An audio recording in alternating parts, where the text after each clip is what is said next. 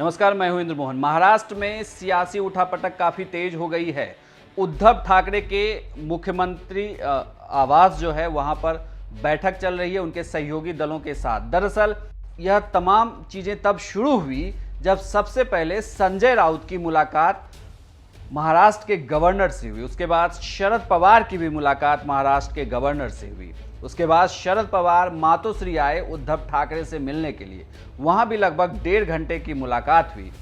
इन तमाम चीज़ों के बीच में बीजेपी के नेता नारायण राणे ने भी राज्यपाल से मुलाकात की और उन्होंने महाराष्ट्र में राष्ट्रपति शासन लगाने की मांग कर दी। यह सब चल ही रहा था कि राहुल गांधी का एक बयान आ गया, जिसमें राहुल गांधी जब संवाददाताओं से बात कर रहे थे उसमें उनसे सवाल पूछा गया कि सारे देश में मामले तो ठीक हैं, लेकिन महाराष्ट्र को लेकर आप क्या कहेंगे। तो राहुल गांधी ने यह कह दिया कि महाराष्ट्र में वो सरकार को सिर्फ सपोर्ट कर रहे हैं, लेकिन डिसीजन मेकर नहीं है। सबसे पहले अगर आप कोरोना को देखें, जितनी ज्यादा कनेक्टेड जगह है वहां ज्यादा अग्रेसिव कोरोना होता है।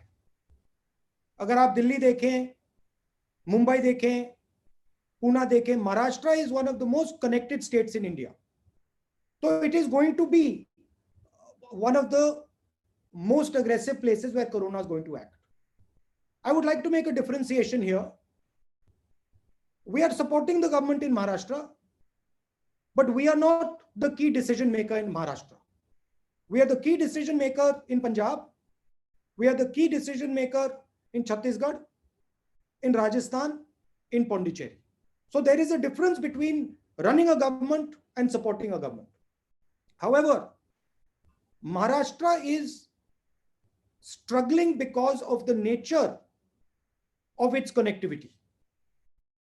And Maharashtra is one of the most important assets, frankly, that India has.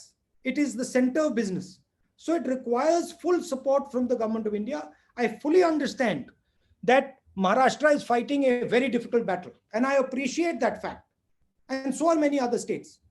And it is important that full support of the government of India goes to the people of Maharashtra and the government of Maharashtra. इसके बाद ये कयास लगाए जाने लगे कि महाराष्ट्र में कहीं ना कहीं सहयोगियों के साथ शिवसेना की अब नहीं बन रही है, जिसे लेकर उद्धव ठाकरे ने अभी मीटिंग बुलाई है। उद्धव ठाकरे के घर पर सहयोगियों के साथ मीटिंग चल रही है।